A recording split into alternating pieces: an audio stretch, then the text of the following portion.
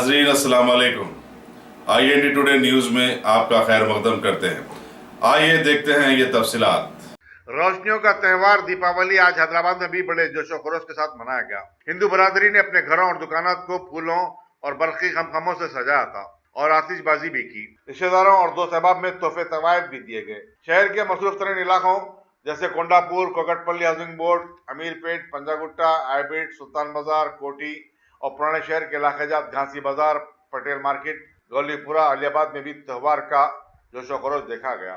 चारमीनार की भाग्या लक्ष्मी मंदिर में भी पूजा करने वालों का बड़ा हुजूम देखा गया। सिटी पुलिस ने चारमीनार और उसके अतराफ अकनाफ के इलाकों में जबरदस्त बंदोबस्त किया था।